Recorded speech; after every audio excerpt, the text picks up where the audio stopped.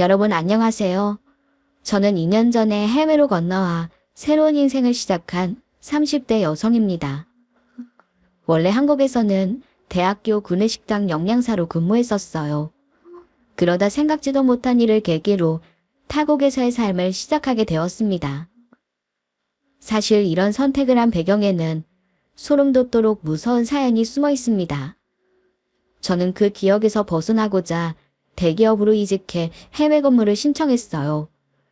그래서 지금은 해외 소재 사업장 구내식당에 영양사로 근무하고 있죠. 물론 처음에는 새로운 환경에 적응하기 힘들어 우왕좌왕하며 혼란을 겪기도 했습니다만 운 좋게 좋은 이웃들과 동료들을 만나 점차 새로운 환경에 적응하게 됐어요. 그러면서 고국에서 느꼈던 극심한 고통의 그늘에서도 어느 정도 벗어날 수 있었습니다. 그러자 이제야 숨겨왔던 제 얘기를 누군가에게 말하고 위로받고 싶어지더군요. 사실 그동안은 가까운 지인에게도 감히 제가 겪었던 사연을 말하지 못했어요. 아직은 옛 기억을 떠올리는 것만으로도 가위에 눌리곤 하거든요.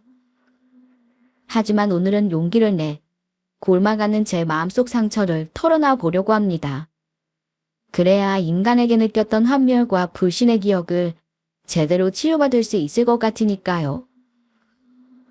그럼 썰맘 애청자 여러분들이 저의 대나무 숲이 되어주시기를 바라며 용기를 내보겠습니다. 부디 썰맘 채널에 많은 분들이 함께 하시고 따뜻한 위로와 조언의 한마디 남겨주시길 부탁드릴게요. 저는 13살에 혼자가 되었어요. 날 때부터 몸이 불편했던 아버지는 제가 초등학교 입학하던 해에 화재로 돌아가셨습니다. 일하던 원단 공장에서 불이 났는데 다리가 불편해 피하기가 어려우셨던 것 같아요. 그래서 그때부터 어머니와 둘이 의지하며 살아야 했죠. 그런데 그런 어머니와도 저는 초등학교 졸업을 앞두고 이별해야 했네요. 혼자 몸으로 풀빵을 팔아가며 저를 키우셨던 어머니가 난소암으로 돌아가셨거든요. 그 후 저는 보육원으로 보내져 유년 시절을 보내야 했습니다. 그래도 그곳에서의 생활이 나쁘지는 않았습니다. 다행히 천주교재단 보육원에 보내져 천사 같은 수녀님과 생활할 수 있었어요. 수녀님은 저희에게 엄마이자 선생님이자 친구였습니다. 하지만 보육원이 좋다고 천년만년 그곳에서 살 수는 없는 일이죠. 만 18살이 되면 보호가 종료되어 보육원을 나와야만 했으니까요. 그때 저희는 소정의 정착지원금을 받고 매월 약간의 자립수당을 받게 돼요. 하지만 넉넉한 금액은 아니랍니다. 그래서 비슷한 시기에 보육원을 나온 아이들은 함께 방을 구해 생활하기도 하고요. 그렇지만 저는 동갑 친구가 없었어요. 때문에 혼자 모든 걸 해결해야 했네요. 그래서 월세방을 얻는 대신 고시원을 선택하고 아르바이트로 생활비를 벌었죠. 하지만 그런 와중에도 공부를 완전히 놓지는 않았어요. 수녀님이 저를 보며 입버릇처럼 이렇게 말씀하셨거든요. 미선아, 어려울수록 공부를 게을리하면 안 되는 거야. 혼자 나가게 되더라도 지금처럼 열심히 해서 꼭 대학 가. 너만 열심히 하면 주님이 길을 열어주실 거야. 힘들다고 포기하는 사람에게는 아무 일도 일어나지 않는다는 거 알지? 네, 걱정 마세요. 저 열심히 할게요. 그래, 우리 미선이는 잘 해낼 거야. 바쁘더라도 밥 잘 챙겨 먹고 명절에 꼭 와. 동생들이랑 내가 있는 여기가 네 고향이라는 거 잊지 말고. 저는 그런 수녀님의 말씀을 가슴에 새기며 열심히 살았어요. 그리고 드디어 다음해 대학에 입학하게 됩니다. 비록 일하느라 동기들과 어울릴 시간은 없었지만 공부할 수 있다는 것만으로 너무 행복했네요. 제가 선택한 전공은 식품영양학과였어요. 사실 특별한 뜻이 있었던 건 아니고요. 그저 조금이라도 등록금이 저렴한 국립대 중에 성적에 맞춰 선택한 거죠. 그렇게 저는 남들보다 늦은 입학을 하고 휴학을 거듭하며 6년 만에 대학을 졸업했습니다. 그 후 운 좋게 전문대에 영양사로 취업해 사회생활을 시작하게 됐네요. 물론 대학에 다니면서도 아르바이트로 많은 일을 해봤지만 어엿한 직장인이 된 기분은 또 다르더군요. 정식 직원 대우도 처음이고 여러 일을 하지 않아도 생활비 걱정이 없는 것도 처음이었습니다. 그러자 그제야 진짜 제 인생을 사는 기분이 들었죠. 그때부터 제가 자란 보육원에 더 신경 쓰기 시작했어요. 어린이날이나 명절에 선물을 사가기도 하고 독립하는 아이들에게 생활비를 지원해주기도 했습니다. 제가 겪었던 어려움을 동생들은 조금이라도 덜 겪길 바라는 마음에서였네요. 그러던 어느 날 보육원에서 한 남자를 만나게 되었어요. 아이들에게 들으니 몇 달 전부터 가끔씩 들러서 고장난 물건들을 고쳐주고 함께 축구도 해준다고 하더군요. 그 말을 들으니 저도 모르게 그 남자에게 관심이 좀 가더라고요. 그러다 서로 통성명을 하고 함께 아이들을 챙기게 되었죠. 그렇게 석 달이라는 시간이 흐르며 저희는 연인으로 발전했어요. 함께 빨래를 널고 아이들의 공부를 봐주며 정이 들게 된 겁니다. 그리고 사귄 지 6개월이 되자 남자가 뜬금없이 반지를 내밀며 청혼하더군요. 하지만 저는 차마 그 반지를 받을 수가 없었습니다. 저의 남다른 환경 때문이었죠. 남자는 그런 제 마음을 안다는 듯이 넌지시 부모님 얘기를 꺼냈어요. 미선아, 네가 무슨 걱정하는지 알겠는데 우리 부모님 걱정은 하지 마. 내가 네 사정 다 말씀드렸고 그런 거 전혀 상관없다고 하셨으니까. 그게 정말이야? 정말 괜찮다고 하셨어? 그렇다니까. 나 못 믿어? 내가 봉사 다니는 것도 다 부모님 영향을 받아서 그런 거야. 우리 부모님 힘든 사람들 보면 그냥 지나치지 못하시고 뭐라도 도와줘야 직성이 풀리는 분들이야. 그런 부모님이 고아라고 결혼을 반대하시겠어? 제발 나 한 번만 믿어보라니까. 저는 고민하다 결국 남자의 말을 따르기로 했어요. 일단 기운은 접어두고 예비시댁에 인사를 드리게 된 거죠. 그렇게 무거운 발걸음으로 찾아간 시댁에서 저는 예상 밖의 융숭한 대접을 받았습니다. 어머님은 현관에 들어선 저를 보자 손을 덥석 잡으며 말씀하셨죠. 어서 와요. 얘기 많이 들었어요. 안 그래도 창민이가 얼마나 자랑하던지 궁금하던 참이에요. 근데 실물을 보니 애가 왜 그렇게 입을 귀에 걸고 다녔는지 알겠네요. 아닙니다. 과찬이세요. 부족한 절 반대하지 않고 이렇게 불러주셔서 감사합니다. 그리고 말씀 낮추세요, 어머니. 그럴까? 근데 반대라니 왜 그런 생각을 했어? 부족하면 우리 창민이가 부족하지.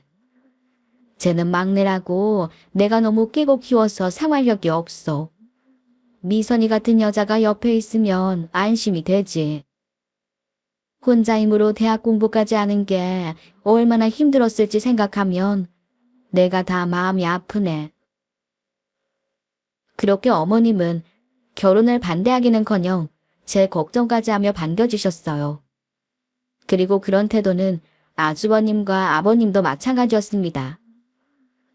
아주버님은 남편보다 3살이 많았는데 2년 전에 결혼했다고 하더군요. 그렇게 온 가족이 반겨주는 분위기 속에서도 유독 한 사람만은 싸늘한 표정을 보였어요. 바로 예비 형님이었죠. 형님은 어쩐 일인지 제게 한마디도 건네지 않고 불만이 가득한 표정으로 저를 쏘아보기만 하시는 겁니다. 그러자 저의 불편한 기색을 느꼈는지 남편이 형수를 향해 웃으며 말을 건네더군요. 근데 형수님은 미선이한테 궁금한 거 없으세요? 이제 한 가족이 될 텐데. 저야 몇 번이나 본다고요. 명절이나 부모님 생신에 가끔 삐죽 보는 게 다일 텐데.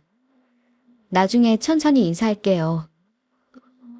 그러더니 쌩하고 주방으로 들어가 버렸죠. 그런 반응에 뻘쭘해진 남편이 저를 보며 말했어요. 미선아, 형수님이 원래 낯을 좀 가리셔. 네가 이해해줘라. 그 말에 저는 고개를 끄덕였지만 기분이 썩 좋지는 않았네요. 그 후로도 형님은 계속 제가 달갑지 않다는 티를 팍팍 냈으니까요. 그러다 식사를 마치고 상을 치울 때 제가 돕겠다고 나섰습니다. 가만히 앉아 차려주는 음식만 먹으려니 마음이 영 불편했거든요. 시어머님은 만류하셨지만 저는 진심으로 감사한 마음에 뭐라도 돕고 싶었죠. 그래서 빈 그릇을 들고 주방에 들어서니 예비 형님이 남은 반찬을 정리하고 있었어요. 그러다 저와 눈이 마주치자 고개를 내밀어 주변을 살피고는 대뜸 입을 열더군요. 이 결혼 다시 생각해 볼 순 없어요? 네? 그게 무슨 말씀이신지. 제가 뭘 잘못했을까요?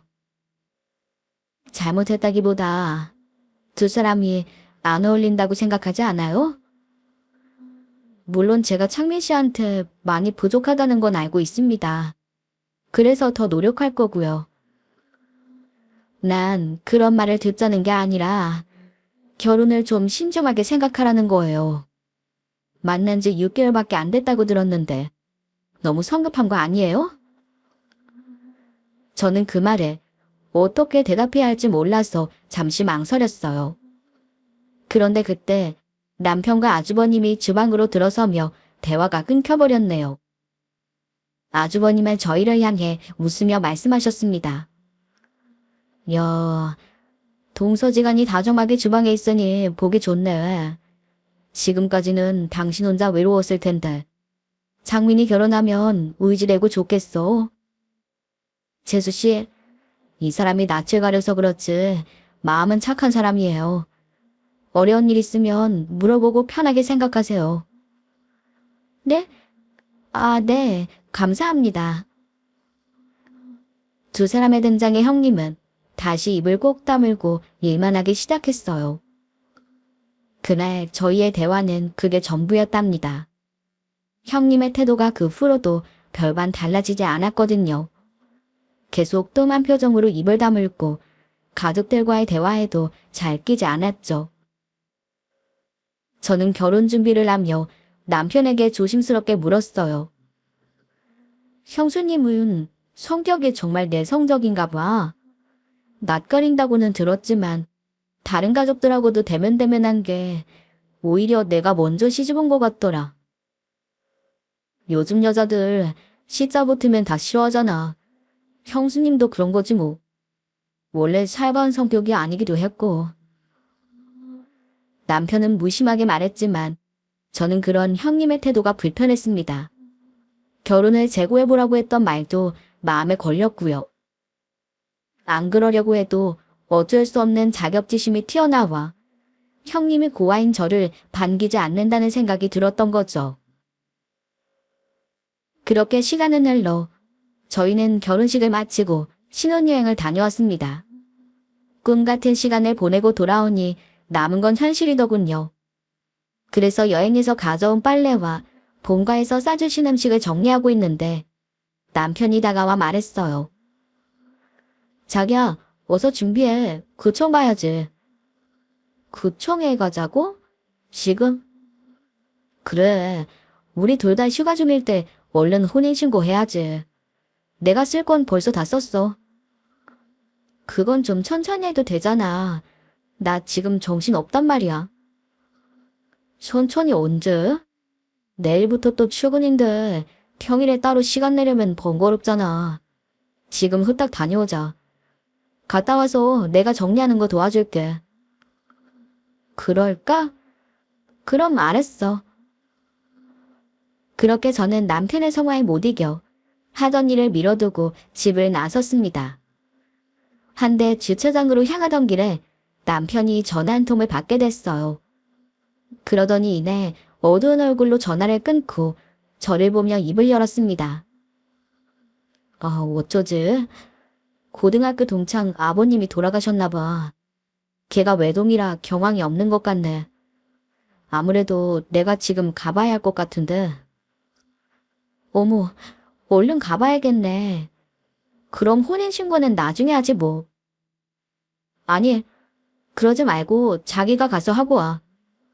내가 혼자? 그래도 같이 가는 게 의미 있지 않을까? 그렇긴 한데 상황이 급하니까 어쩔 수 없잖아. 일부러 또 시간 내기도 그렇고. 그러니까 오늘 마음먹은 김에 하자. 서류는 다 준비됐으니까 자기만 가도 괜찮을 거야. 혹시 모르니까 여기 내 신분증도 가져가고.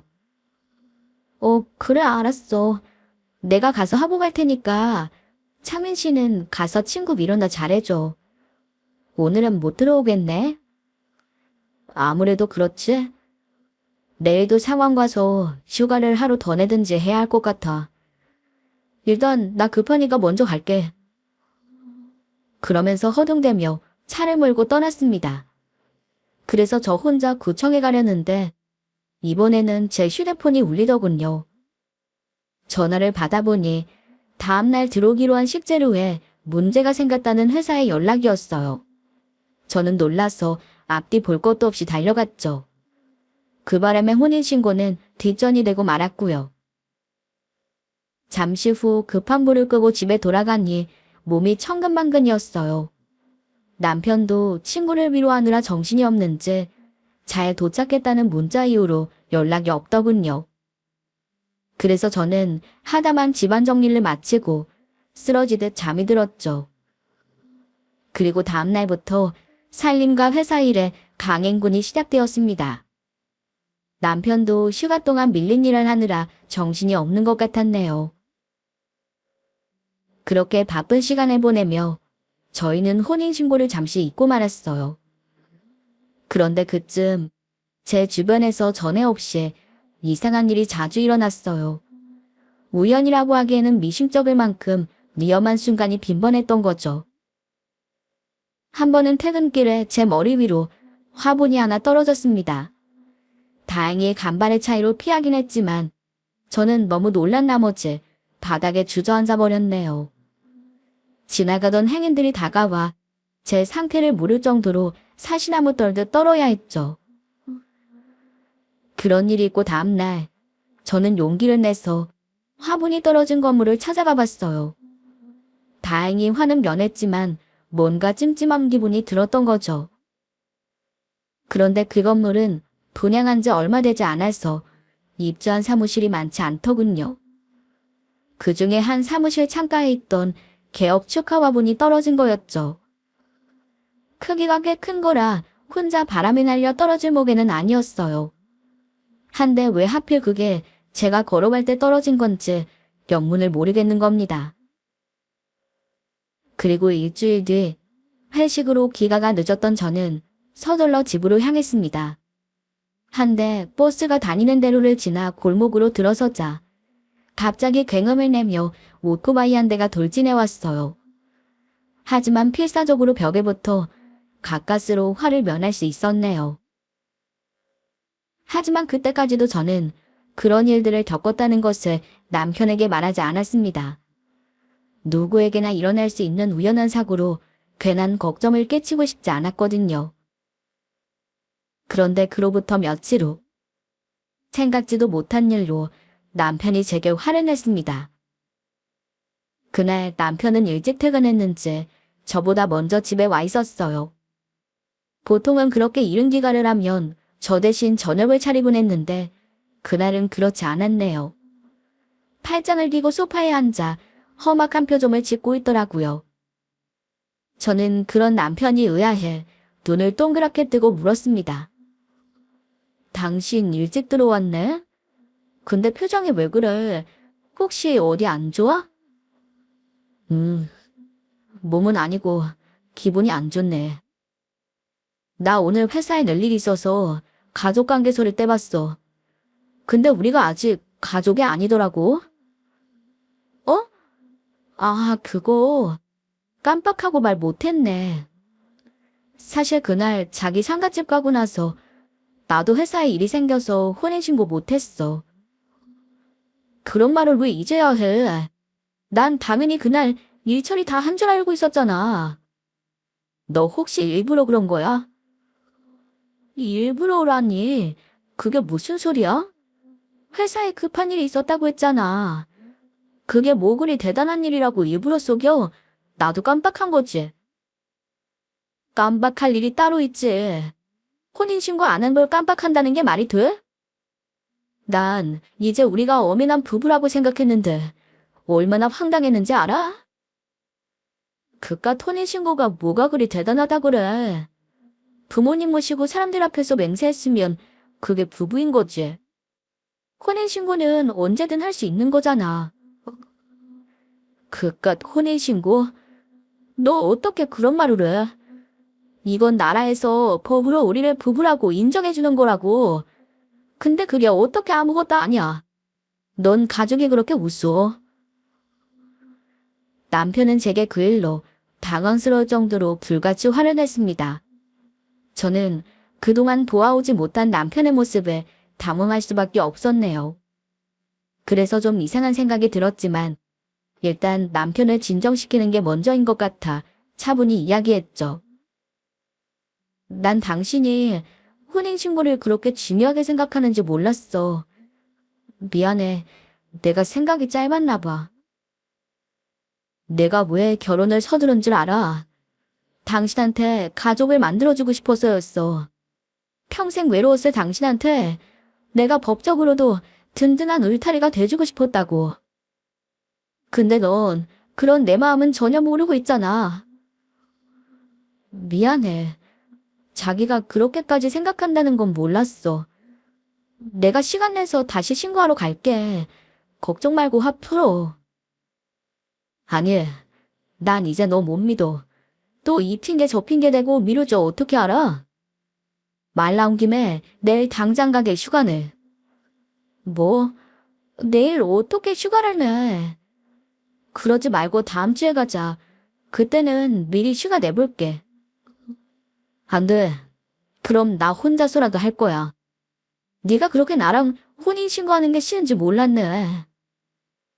싫긴 누가 싫다고 했어? 알았어. 나도 내일 시간 내볼게. 당장 휴가는 안 되고 조퇴라도 해볼 테니까 내일 오후에 구청 앞에서 만나. 그렇게 저는 남편을 달래고 침묵 속에서 저녁을 먹었습니다. 물론 처음에는 제게 가족을 만들어주려 한 남편의 마음이 고맙기도 하고 미안하기도 했어요. 하지만 과하게 화를 내는 모습에 저도 그만 기분이 상해버리고 말았던 거죠. 한데 화를 낸 남편도 마음이 불편하기는 마찬가지였나 봅니다. 설거지하고 있는 저를 슬그머니 안으며 미안한 듯 이렇게 말했거든요. 아까는 내가 너무 소리 질러서 미안해. 난 당연히 우리가 부부가 됐을 거라고 기대했는데 아직도 남인 걸 보니까 너무 섭섭하더라고. 당신이 나랑 결혼한 걸 후회해서 혼인신고를 미룬 건가 싶은 생각도 들고. 왜 그런 생각을 해? 정말 어쩌다 그렇게 된 거고 나중에 다시 하려고 하다 잊어버린 거야. 후회는 내가 무슨 후회를 한다고. 그러게 말이야. 내가 너무 소심한가 봐. 다른 일에는 안 그러는데 당신 일에는 항상 예민하게 되네. 미안해. 아니야, 내가 미안해. 당신 고마운 마음도 모르고 내가 너무 무신경했어.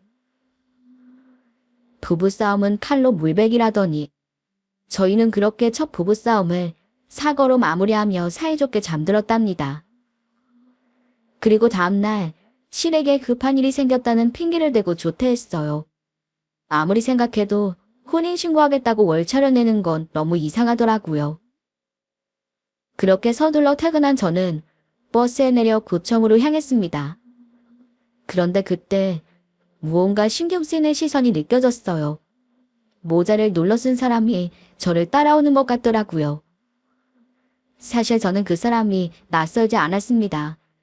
얼마 전 화분에 맞을 뻔한 사건 이후로 자주 제 주변에 출몰했거든요. 검은 모자를 눌러 쓰고 마스크로 온 얼굴을 가린 채로 말이죠.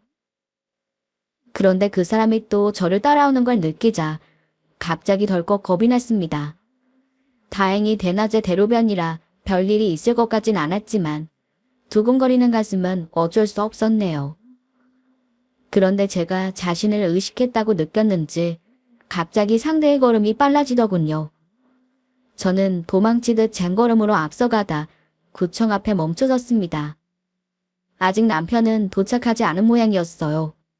약속에 늦게 나타나면 또 혼인신고를 내켜야 하지 않는다고 오해할까봐 제가 좀 서둘렀거든요. 그래서 남편도 보이지 않고 의심스러운 사람은 쫓아오니 어찌할 바를 모르겠더라고요. 저는 그 사람이 제가 겪어온 일련의 사건들과 연관이 있을지 모른다고 생각해왔어요. 그 사건 이후로 제 주변에 의심스러운 사람은 그 사람뿐이었거든요. 그래서 얼른 전화기를 들어 신고하려고 했습니다. 신변의 위협을 느끼니 경찰의 도움이 절실하더라고요. 그런데 제 그런 모습을 봤는지 갑자기 상대가 미친 듯이 달려왔어요. 그러더니 눈 깜짝할 사이에 제 휴대폰을 뺏어드는 거예요. 저는 너무 놀란 나머지 손을 벌벌 떨며 더듬거리는 목소리로 물었네요. 도대체 왜 이러세요? 누구신데 자꾸 저를 따라오시는 거예요? 원하는 게 뭐예요? 하지만 상대는 말이 없더군요. 저는 잠시 침묵이 흐르는 사이에 용기를 내 휴대폰을 가져오려고 시도했습니다. 그러느라 몸싸움을 방불케 하는 실랑이를 벌이게 되었죠. 그런데 그 와중에 모자가 벗겨지며 상대의 정체가 드러났습니다. 그리고 예상하지 못한 그 모습에 저는 그만 입을 떡 벌리고 말았네요. 분명히 남자일 거라고 생각했던 사람이 긴 머리를 늘어뜨린 여자였기 때문이죠. 게다가 모자가 벗겨지자 뭔가를 내려놓은 듯한 상대가 마스크를 벗고 얼굴을 보여주기까지 하더라고요. 한데 전혀 예상치 못했던 마스크 속 얼굴에 저는 또 한 번 기함하고 말았어요. 그 사람이 바로 저만 보면 인상을 구기고 쌀쌀맞게 굴던 형님이었기 때문입니다. 저는 이 상황을 어떻게 받아들여야 할지 몰라서 얼음처럼 굳어버리고 말았어요. 그런데 정작 저를 따라왔던 형님도 말이 없기는 마찬가지였습니다. 결국 제가 먼저 입을 열어야만 했죠. 형님? 대체 이게 어떻게 된 일이에요? 지금 저 일부러 따라오신 거예요? 저 화분에 맞을 뻔했을 때 거기 있던 것도 형님이었죠? 요즘 계속 제 주변을 맴돌면서 감시한 것도 분명히 형님일 거예요. 그쵸? 왜 그러신 거예요? 왜? 동서 좀 침착해. 일단 우리 자리를 좀 옮기자. 꼭 할 말이 있어. 어디로요? 뭐 사람 없는 으슥한 곳에라도 끌고 가서 해코지라도 하시려고요? 저 정말 이런 생각까진 하지 않으려고 했는데 혹시 형님이 그동안 그런 일들 벌인 거예요? 왜요? 제가 그렇게 마음에 안 드셨어요. 아무리 사람이 싫다고 어떻게 그런 짓까지 해요? 동서, 내가 다 말해줄 테니까 제발 어디로든 좀 들어가자. 싫어요. 제가 형님을 어떻게 믿고 따라가요? 좀 있으면 참이시 올 거예요. 가려면 같이 가요. 안 돼. 동서 지금 혼인신고 하려는 거 그것 때문에 그래. 일단 내 말 좀 들어보고 결정해. 꼭 그래야 돼. 그건 또 무슨 소리예요? 제 혼인신고를 왜 형님 허락을 받고 해요? 허락을 받으라는 게 아니야. 내 말을 들어보란 말이지. 나도 이렇게 하기까지 정말 고민 많이 했어. 수도 없이 망설이느라 동서 주변을 맴돈 거라고. 그러니 제발 내 말 좀 들어봐. 무슨 말이요? 제가 자격이 없어 못마땅하다는 말씀이요? 그런 말을 뭘 그렇게 어렵게 하세요? 형님이 저 싫어하시는 건 진작에 알고 있었는데. 그런 게 아니라니까. 어떻게 해야 날 믿을 거야? 형님이 그동안 절 얼마나 차갑게 대하셨나 생각해보세요. 그리고 지금도 이렇게 의심스럽게 보시는데 제가 어떻게 형님을 믿어요? 자꾸 이러시면 사람 부를 거예요. 구청에 들어가면 사람 많은 거 아시죠? 그러면서 구청 안으로 들어가려고 몸을 돌렸습니다. 그러자 그 순간 형님이 다급하게 저를 가로막으며 무릎까지 꿇는 게 아니겠어요. 그러면서 간절한 눈빛으로 말했습니다. 동서 잠깐만. 내가 보여줄 게 있어. 제발 이거라도 보고 가. 저는 그 돌발적인 행동에 놀라서 얼른 형님을 일으켜 세우며 대답했죠. 도대체 뭘 보라는 거예요? 알았으니까 빨리 일어나세요. 누가 보겠어요. 제 말에 형님은 주머니에서 핸드폰을 꺼내 사진 하나를 보여주었습니다. 한데 저는 그게 어떤 사진인지 단박에 알아차리지 못하겠더라고요. 그래서 한참 들여다보다 깜짝 놀라 입을 틀어막았죠. 사진 속에서 길을 가는 제 머리 위로 화분을 떨어뜨리려는 사람은 다름 아닌 저희 남편이었습니다. 저는 눈으로 보고도 믿을 수 없는 현실에 할 말을 잃고 말았어요. 그러자 형님이 한숨을 쉬며 말하더군요. 놀랐지? 미안해. 이렇게 갑자기 보여주려고 한 건 아닌데 시간이 없어서. 제발 서방님 오기 전에 자리 좀 피하자 동서. 저는 일단 형님을 따라 근처 커피숍으로 들어갈 수밖에 없었습니다. 금방 남편이 도착할 수도 있다는 생각이 드니 불안감이 엄습하더라고요. 자초지종을 들어봐야겠지만 제 사고에 남편이 관련되어 있다는 건 부정할 수 없는 사실인 것 같았네요. 잠시 후 구청에서 멀지 않은 커피숍 구석자리에서 저희는 심각한 표정으로 이야기를 시작했어요. 사진 속 상황을 이해할 수 없던 제가 답답한 마음에 먼저 입을 열었습니다. 도대체 이게 어떻게 된 일이에요? 창민 씨가 왜? 거기서 정말 저를 노리고 화분을 던진 게 맞아요? 하긴 저도 이상하다고 생각했어요. 보통 창가에 있던 화분이면 크기가 크지 않을 텐데 그건 꽤 무거운 화분이라 치명적이었거든요. 누가 일부러 옮겨서 던진 게 아니라면 보통은 그 정도 화분이 혼자 떨어질 일은 없을 것 같더라고요. 그래 맞아. 사진에서 봤잖아. 서방님이 일부러 동서가 지날 때 화분을 던진 거야. 생각해봐.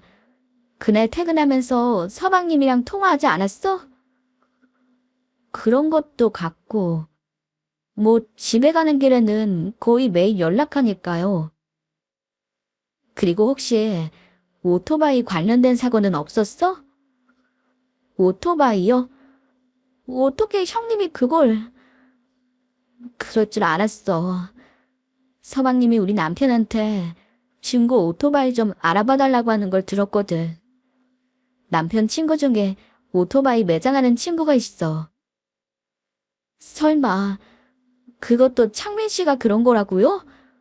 도대체 왜요? 동서 잘 들어. 사실 나 동서가 인사 오기 전에 들은 말이 있어. 서방님이 동서랑 만날 때 사업한다고 준비했던 건 알지? 네. 근데 그거 준비가 부족해서 그냥 접었잖아요. 그리고 지금 회사에 취업한 거 아니에요?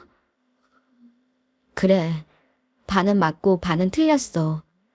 사업 준비하다가 엎어진 건 돈이 부족해서가 아니라 사기를 당해서야.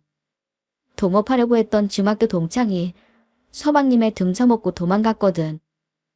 그래서 명의를 빌려줬던 서방님만 몸팡 뒤집었었지. 지금 빚이 수억인데 들은 적 없지? 그럴 리가. 저한테는 그런 내색 한 번도 한 적이 없어요. 그럴 테지. 잘 구슬려서 결혼해야 하는데 빚이 수억이라면 누가 좋다고 하겠어. 구슬리다니요? 저를요? 그래. 이런 말하기 미안하지만 아마 동서가 다른 가족이 없으니 뒤탈 생길 일이 없다고 생각했던 모양이야.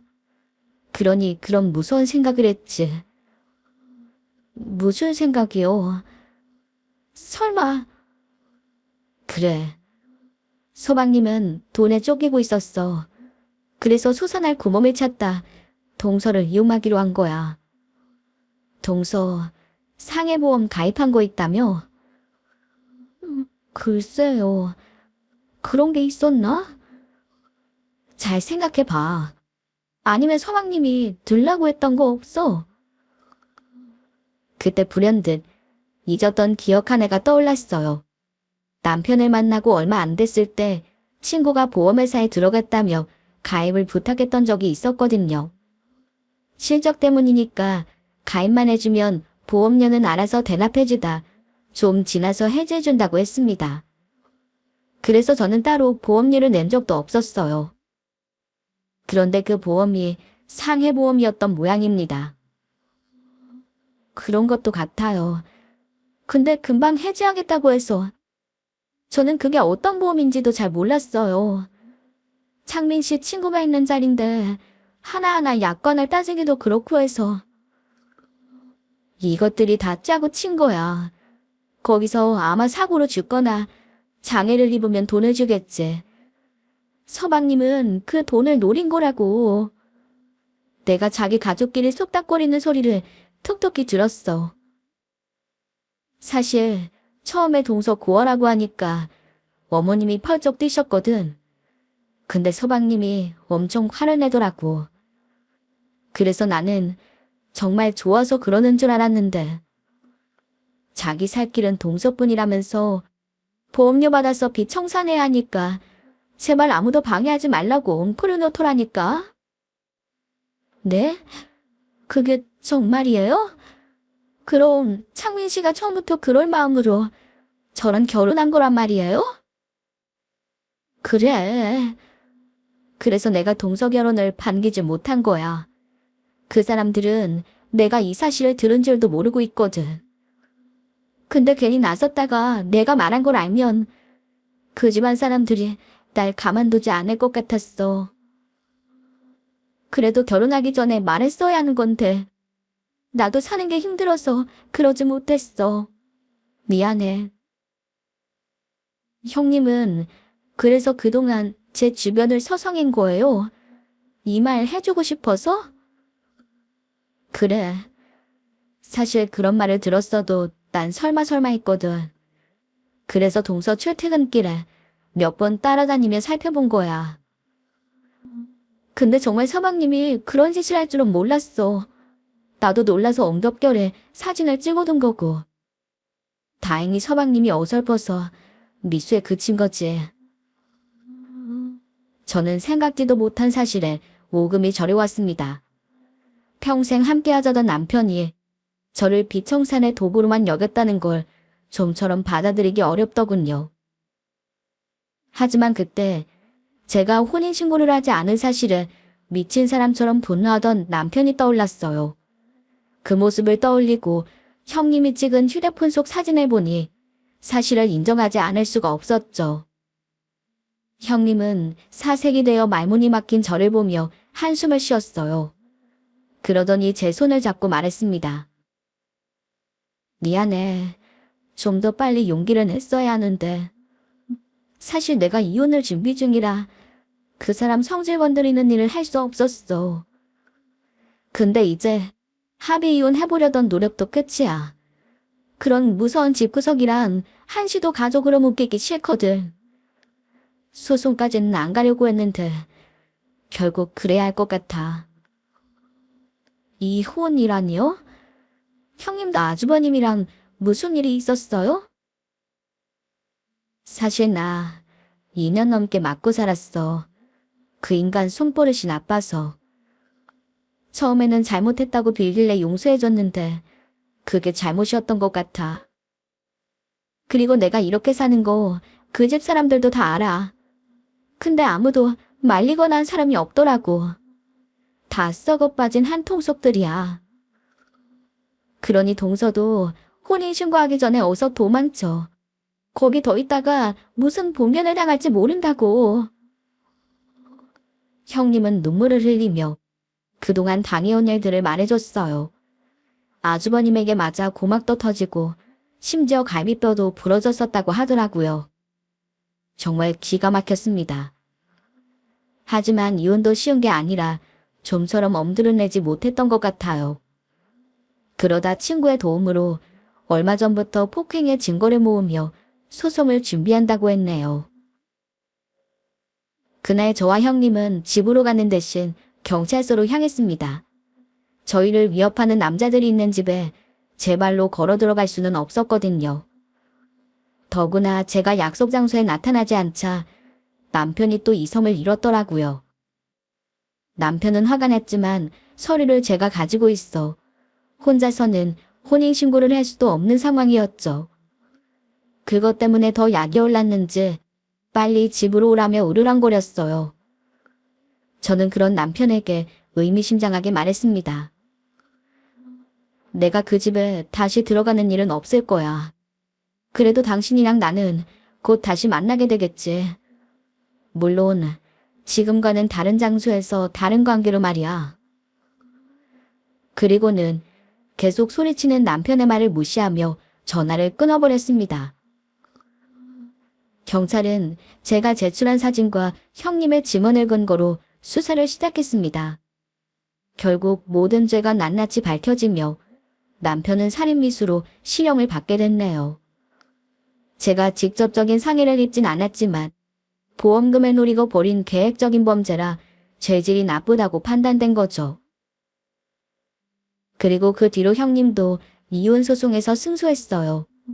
그동안 모아둔 폭행의 증거와 진단서로 위자료를 받고 이혼하게 된 겁니다. 그리고 그 사실을 알고도 침묵한 시부모에게도 소액이지만 위자료를 받을 수 있었네요. 결국 형님의 용기 덕분에 저희 둘 다 무자비한 형제의 소나기에서 벗어날 수 있게 된 거죠. 저는 법원에서 나온 형님에게 눈물을 글썽이며 감사 인사를 전했어요. 형님, 정말 감사해요. 형님 아니었으면 저는 지금 무슨 꼴을 당했을지 몰라요. 그리고 만약 그런 일이 없었다고 해도 그 사람도 결국 아주버님처럼 변했을 거란 생각도 들고요.